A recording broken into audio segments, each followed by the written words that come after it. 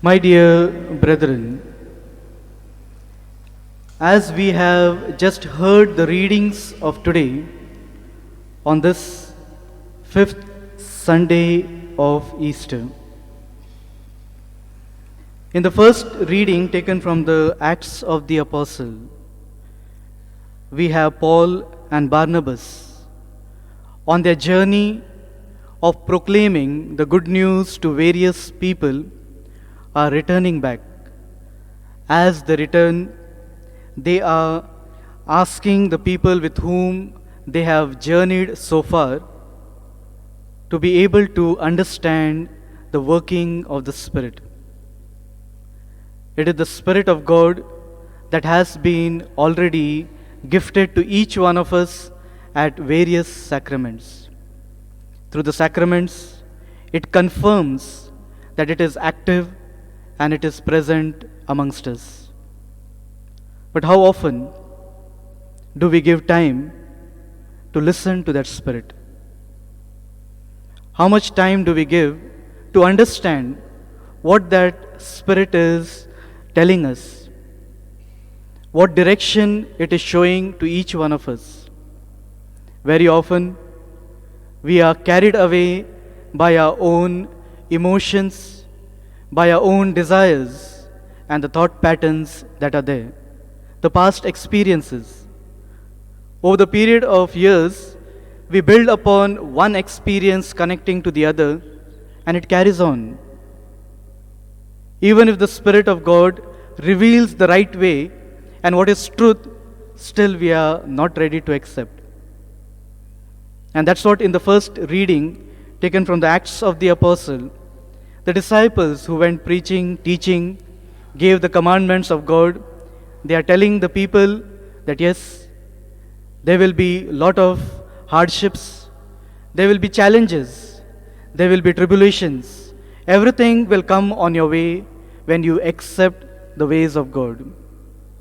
When you decide to walk on the path that God is showing to each one, surely there will be challenges. Surely people will not accept you. Surely people will reject you. And there will be at times a feeling of being all alone. Though you will be having many friends, you will be in your families, but then still, when we are on God's side, at times there is that feeling of loneliness. We feel deep within that I am left all alone. The way Jesus in the Garden of Gethsemane experienced that feeling at the moment that yes, for a short time he was all alone. And that's what the link comes in today's gospel also. He reminds his disciples and all others that for a short time you will see me and soon you will be searching and looking for me. At times in our lives also, we are like that.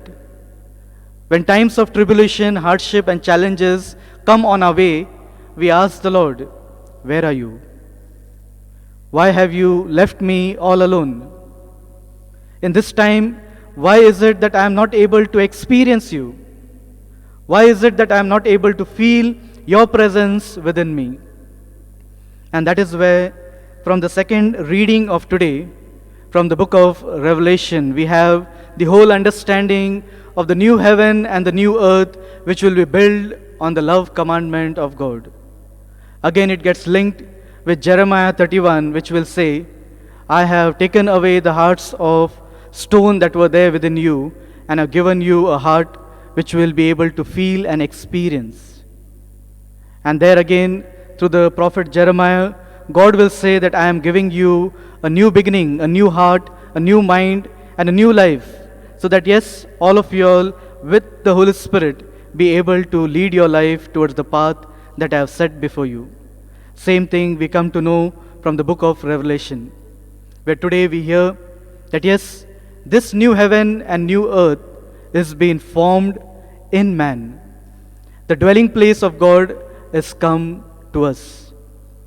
We are the temple of God, and we need to respect this flesh that God has given to each one of us. There will be desires, there will be strong emotions, there will be a past experience, which constantly will come to haunt us when we have to walk on the path that God is setting before us.